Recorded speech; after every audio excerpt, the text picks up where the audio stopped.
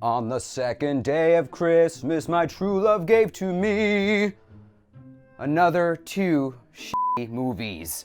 What's up, guys? We are back. Another Hallshlock Christmas, day number 2.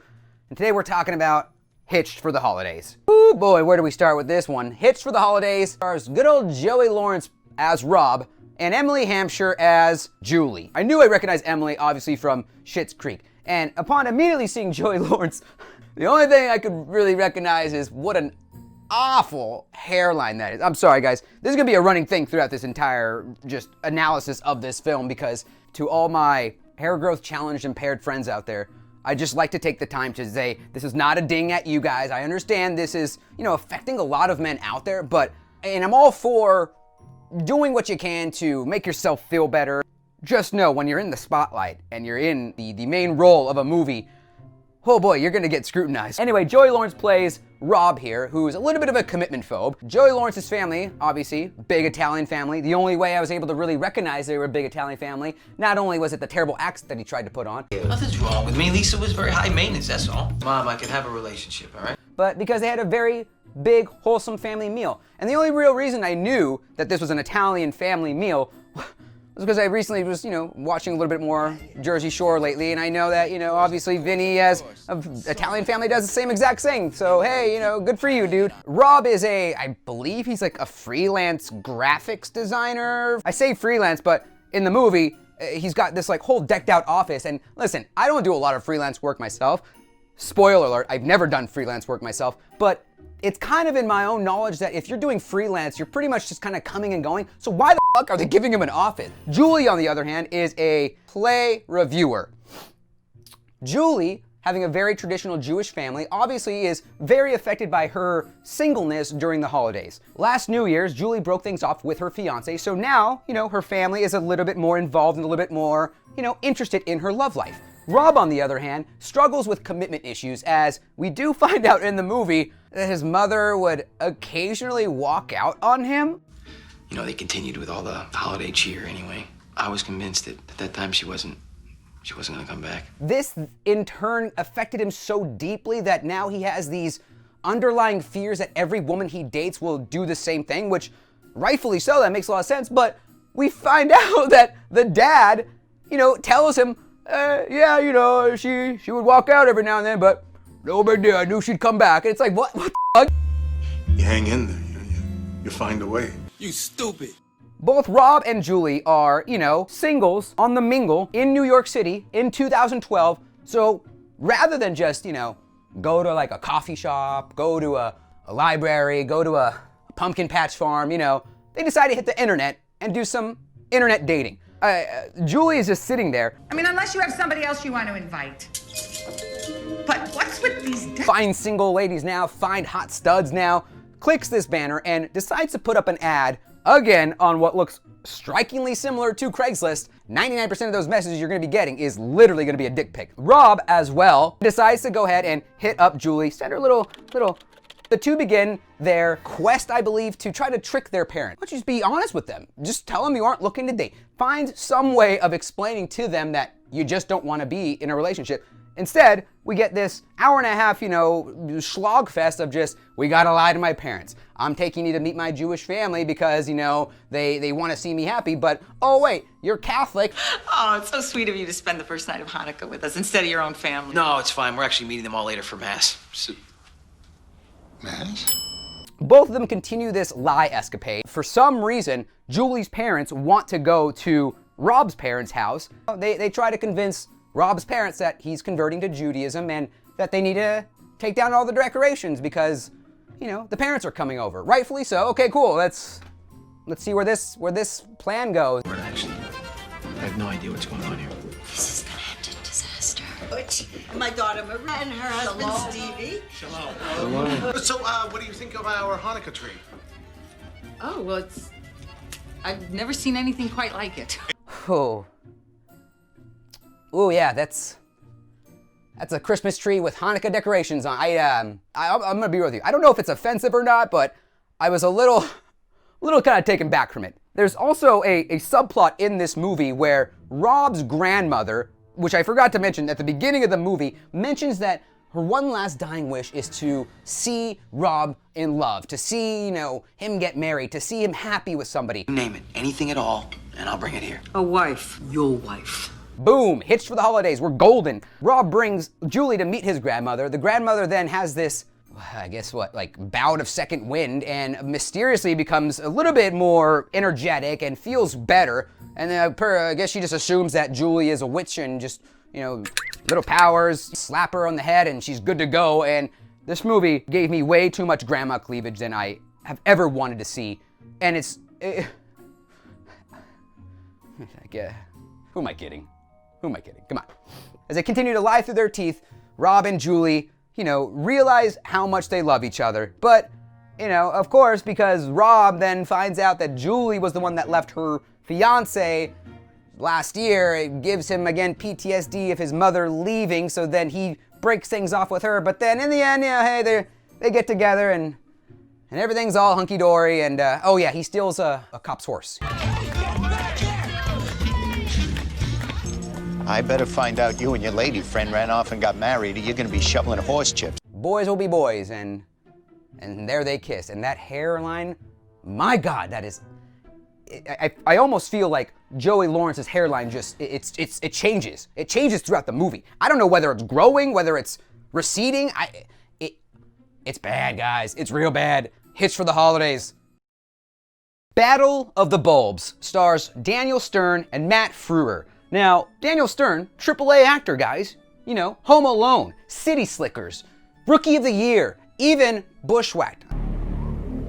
Oh, very funny! Now, Battle of the Bulbs revolves around two old white balding guys who are pretty much battling out in a suburban warfare of decorating their house, and trying to outdo one another. If this sounds familiar to you, then, hey, I'd like to draw your attention to the 2006 holiday movie, Deck the Halls, featuring Matthew Broderick and Danny DeVito. When two dads get out of control. I really want my house to be seen from space.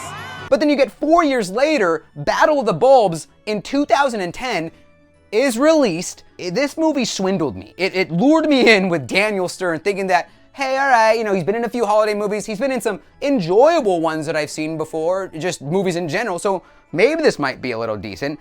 Daniel Stern plays Bob Wallace, and Matt Frewer plays Stu Jones. Now, the movie revolves around these two individuals who were once longtime best friends who got into a little bit of a kerfuffle 25 years ago, that led them to essentially break their friendship and, no longer talk to one another. Bob Wallace, he prides himself in decorating his house, spectacularly, but, look at this piece of shit. He's got this, a couple of lights around the lower brim of the house, that's what they call it, right? The brim of the house. He's got a couple of just, angels, some lame-looking angels on his front yard, and this is the pride of his life, is this terrible-looking house, guys. New guy moves into the block, Stu Jones, and of course, because of their once blossoming friendship and how similar they are, Stu Jones is now his main competition of house decorating time. Stu Jones? Bob Wallace. It almost seems as if Hallmark used this movie as an attempt to bring in more of a male viewership by making it about a, male-on-male competition. You gotta flex on each other by putting up more decorations than your neighbor. It's so dumb. A whole storm of, we gotta buy more things, we gotta one-up each other. Because they're so similar, they're constantly buying the same set piece. They're constantly trying to one-up each other. And in a very spicy scene... You can take my whole nativity scene back. And mine too, take it all away. And credit me for what it cost. No returns? Excuse me, no refunds? Refunds? Excuse me, sir, refund? You know what I'm saying, refund? Refund? We gotta just really quickly, we gotta talk about the kids in this movie. You just moved into the Roberts place, didn't you? All right, I gotta say it. This kid is not only parading around in sweater vests and sweaters the entire time in California, he's gotta be drenched in sweat, but not only that, he's also playing basketball in a sweater. Hey, listen, do what you gotta do, play how you wanna play. It's just that doesn't seem, you don't got a lot of dexterity, you don't got a lot of stamina or twist strength there. If you seem to be a little restricted when it comes to that. We just have to talk about the set design really quickly. I'm not even gonna say the set design, but just the set cleanliness, because there are so many just dirty door frames in this. Like, it's just such a like, wipe that down. Why is that there? How did it get that dirty? It's such a simple thing to just, even if it's like a permanent stain, just paint that shit white. Why is that like that? And this is how shit the movie is I gotta resort to talking about this stupid nonsense.